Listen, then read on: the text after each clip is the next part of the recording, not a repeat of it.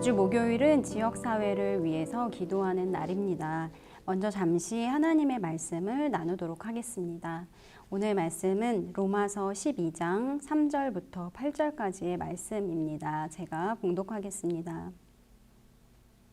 내게 주신 은혜로 말미암아 너희 각 사람에게 말하노니 마땅히 생각할 그 이상의 생각을 품지 말고 오직 하나님께서 각 사람에게 나누어 주신 믿음의 분량대로 지혜롭게 생각하라.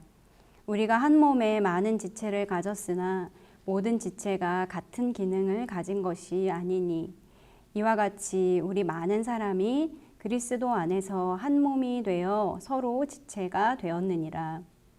우리에게 주신 은혜대로 받은 은사가 각각 다르니 혹 예언이면 믿음의 분수대로, 혹 섬기는 일이면 섬기는 일로, 혹 가르치는 자면 가르치는 일로, 혹 위로하는 자면 위로하는 일로, 구제하는 자는 성실함으로, 다스리는 자는 부지런함으로, 긍휼을 베푸는 자는 즐거움으로 할 것이니라.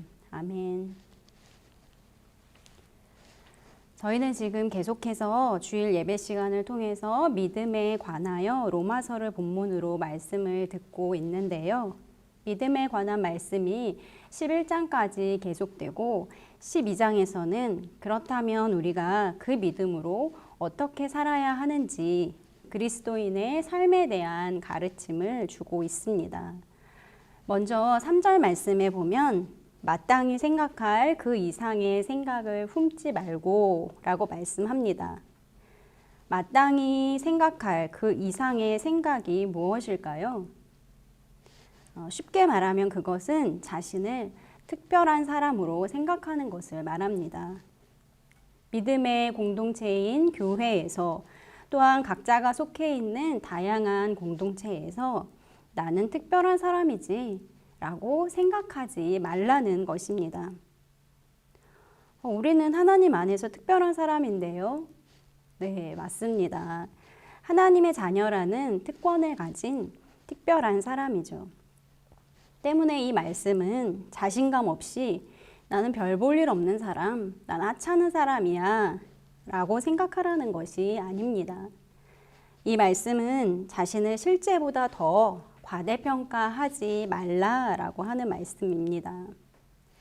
4절, 5절 말씀에 보면 우리 몸에는 많은 지체가 있는데 그 지체는 같은 기능을 가지지 않았다고 말씀합니다. 눈은 눈대로, 발은 발대로 다른 기능을 하죠. 그러나 한 몸이기에 기쁨도 아픔도 함께 경험합니다. 그처럼 우리 각 사람도 그리스도 안에서 한 몸이 되었는데요. 그 몸에서 각각의 지체, 같은 기능을 하지 않고 각자의 기능을 하는, 그래서 누가 누구보다 더 낫고 누가 누구보다 더 못한 것이 아니라 각각의 고유한 지체로서의 역할을 한다는 것입니다. 그러한 과정들을 통해 역시 기쁨도 아픔도 함께 할 수 있어야 하죠. 누구 한 사람이 다른 사람들을 하찮게 여기면서 나는 너하고 다르지 하는 생각으로 가득 차게 되면 그 공동체에는 불화의 씨앗이 자라게 되고 이리저리 나뉘고 또한 함께 선한 일을 도모하기가 어려워집니다. 따라서 우리는 하나님께서 각 사람에게 주신 믿음의 분량대로 곧 냉철하게 생각해야 합니다. 우리 각자가 은혜대로 받은 은사들이 나열되어 있는데요. 예언, 섬김, 가르치는 일, 위로, 구제, 다스림, 긍휼에 관하여 말씀하고 있습니다. 받은 각각의 은사를 어떻게 사용하면 좋을까? 이 시간에는 8절을 중심으로 보려고 하는데요. 먼저 위로하는 자는 위로하는 일로, 너무나 당연한 말씀 같아 보이죠. 위로하는 사람이 위로하는 것. 그러나 위로라는 것은 말처럼 쉬운 것이 아닙니다.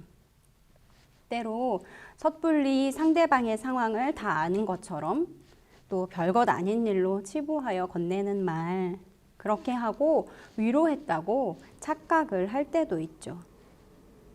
우리의 말로 하는 위로는 상당히 제한적입니다. 대신 하나님의 위로에 관해 성경이 말씀하는데요. 데살로니가후서 2장 16절에서 17절 말씀에 보면 우리 주 예수 그리스도와 우리를 사랑하시고 영원한 위로와 좋은 소망을 은혜로 주신 하나님 우리 아버지께서 너희 마음을 위로하시고 모든 선한 일과 말에 굳건하게 하시기를 원하노라. 이렇게 말씀하고 있습니다. 영원한 위로는 하나님께서 좋은 소망과 함께 은혜로 주셨다고 말씀하십니다. 그 위로가 전해지도록 위로의 말씀을 붙들고 위로가 필요한 자의 곁에 있는 것, 그것이 위로의 은사를 받은 이가 기억해야 할 것입니다. 그 다음은 구제하는 사람은 성실함으로 하라. 여기에서 말하는 성실함은 순수한 마음이라는 의미를 가지고 있는데요.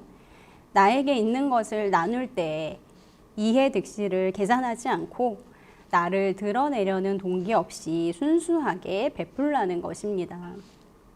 또한 다스리는 자는 앞에서 인도하고 지도하는 사람을 말하죠. 다스리는 자는 부지런함으로 하라 라고 말씀합니다. 속해 있는 공동체를 부지런히 살펴야 곳곳에 필요한 것들, 고충을 볼 수 있기 때문입니다. 마지막으로 긍휼을 베푸는 자는 즐거움으로 하라 이렇게 말씀하고 있습니다. 긍휼은 하나님의 속성이죠. 긍휼의 하나님. 그 마음을 담아서 해야 하는 것인데요. 긍휼이 필요한 많은 곳, 물질적인 도움이 필요한 곳도 있고요. 질병이나 연약함으로 세세한 보살핌이 필요한 이들이 많이 있습니다. 이때 즐거움으로 긍휼을 베풀라는 것입니다. 우리는 때로 타인의 시선을 의식해서 억지로 하기도 하고 때로는 과시하고자 할 때도 있죠. 또한 연민으로 할 때도 있을 것입니다. 그러나 그것은 오래 할 수 없게 되고 때로는 타인을 배려하지 않게 되고 혹은 고압적인 자세를 취하기도 합니다.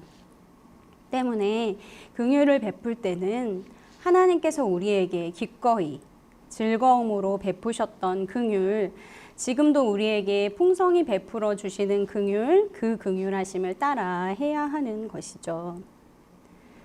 오늘 말씀을 보면서 혹 우리가 마땅히 생각할 그 이상의 생각을 하면서 내가 뭔가 특별하고 대단한 사람이라고 착각하여 하나님께서 우리의 각자에게 주신 은사의 목적대로가 아니라 내 마음대로 이리저리 바꾸거나 그것을 뛰어넘으려고 하는 교만한 모습으로 일을 그르치지 않기를 바랍니다. 믿음의 공동체인 교회에서뿐 아니라 우리가 많은 시간 발을 딛고 살아가는 이 땅의 수많은 공동체에서 이 말씀을 기억하면서 누가 누구의 위에 서려고 애쓰지 않기를 바랍니다. 오늘은 지역사회 안에 있는 사회복지관, 장애인복지관, 또 여러 장애인협회, 그리고 지역아동센터를 위해서 기도하고자 하는데요. 저는 개인적으로 농인교회에서 운영하는 지역아동센터에서 아이들, 청소년들을 한동안 만난 적이 있습니다. 지역아동센터의 대상자는 지역사회 내에 보호를 필요로 하는 만 18세 미만의 취약계층 아동이라고 규정하고 있습니다. 다양한 이유로 보호가 필요한 자녀들이 모여서 학습 지원도 받고 정서 지원 또 문화활동 등 여러 가지를 함께 해 나가고 있습니다. 오늘 말씀에 우리에게 주신 은사는 그 대상이 있습니다. 나를 향한 것이 아니라 타인을 향하고 있죠. 때문에 그 대상에게 필요한 형태로 은사를 사용해야 하는데요. 이 은사들은 사람을 존중한다 하는 것을 기억했으면 좋겠습니다. 오늘 말씀에서 가르쳐 주시는 대로 넘치지 않게 말씀하신 대로 실천했으면 좋겠습니다. 때로 우리가 좋은 뜻으로 선을 베푼다고 생각하고 하는 일들 가운데에는 내가 원하는 방식을 고집해서 불편함을 드리는 경우가 종종 있기 때문입니다. 지선아 사랑해라는 책으로 많이 알려졌고 현재는 한동대학교 상담심리 사회복지학부 교수이신 이지선 교수님이 쓴 칼럼의 제목이 인상적이었는데요. 그 제목은 여기 사람 있어요입니다. 이렇게 제목을 정한 이유를 칼럼 끝부분에 썼는데요. 내용은 이렇습니다. 오래전 식당에 가면 사람 수대로 수저를 가져다 놓아주는 곳이 많았는데 그 당시에 유치원생이었던 자신 앞에는 아예 수저를 놓아주지 않는 분들이 많았고 그때마다 유치원생이었던 이 교수님이 제 몫에 수저나 컵이 없다고 여기도 사람 있어요 라고 외쳤었다는 얘기를 적으면서 수십 년이 흐른 지금도 어떻게 대해야 할지 몰라서 장애인을 피하고 때로는 눈도 마주치지 않는 분들께 외치고 싶다고 장애인이 아니라 여기 사람 있어요 이렇게 글을 맺었습니다. 교회 안에서 또 지역사회 안에서 공동체로 살아가는 우리가 누구를 만나도 예수님께서 그러하셨던 것처럼 각각의 인격을 존중하고 때로 잘 모를 때는 알아가기 위해 수고를 마다하지 않는 그래서 하나님께서 기뻐하시는 선한 공동체로 세워지기를 간절히 바랍니다. 이제 함께 기도하겠습니다. 먼저 말씀을 기억하며 함께 기도하겠습니다. 몸된 교회의 지체로 만나게 해주심을 감사하며 각자에게 주신 은사들을 잘 발견해 나가게 하소서.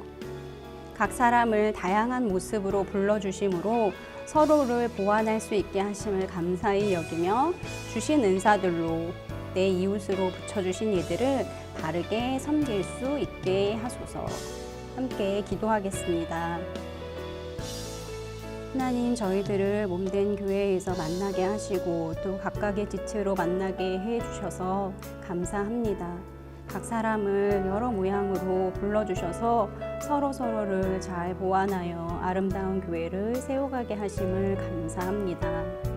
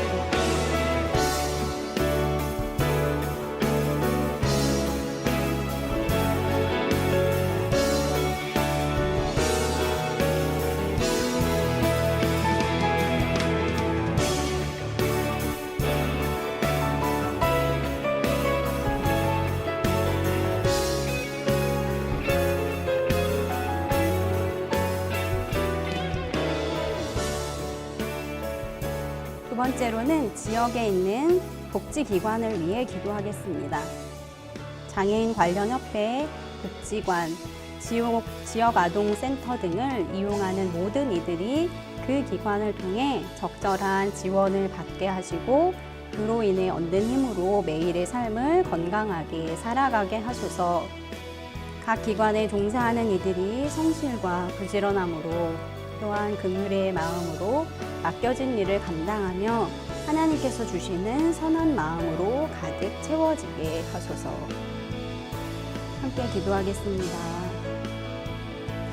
하나님, 이 시간에는 이 지역에 있는 여러 복지기관들을 위해 함께 기도하기 원합니다. 장애인협회나 또한 복지관, 지역아동센터 등을 이용하는 모든 이들이 그 기관을 통해서 각각의 필요가 채워지게 하시고 또 그로 인해서 얻는 힘으로 매일매일 살아갈 수 있는 용기와 힘을 허락하여 주시옵소서.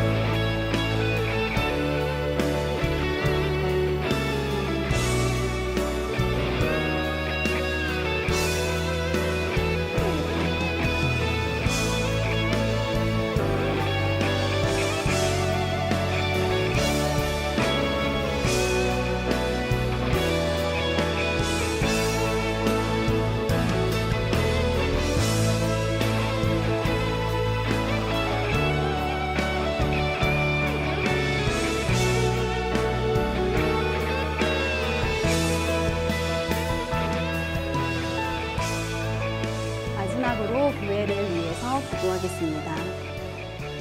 지역사회 안에 있는 복지기관들과 협력하고 연계하는 일을 기쁨으로 감당하며 그 모든 과정을 통해 예수 그리스도가 전해지는 통로가 되게 하소서. 각 기관 이용자들과 종사자들을 위로하며 격려하는 교회가 되게 하소서. 지역사회 복지를 위해 교회가 실질적으로 감당할 수 있는 일들이 무엇인지 고민하고 기도함으로 하나님께서 열어가시는 길을 발견하게 하시고 그 길에 힘껏 발돋움할 수 있게 하소서. 함께 기도하겠습니다. 하나님, 저희 교회가 이 지역사회에 있는 복지기관들을 잘 돌아보고 또 필요한 것들을 협력하게 하시고 함께 연계하여 이 지역사회 안에서 교회가 감당해야 될 일들을 기쁨으로 감당할 수 있는, 또한 예수 그리스도를 전할 수 있는 통로의 역할을 잘 감당하는 교회가 되게 하여 주시옵소서.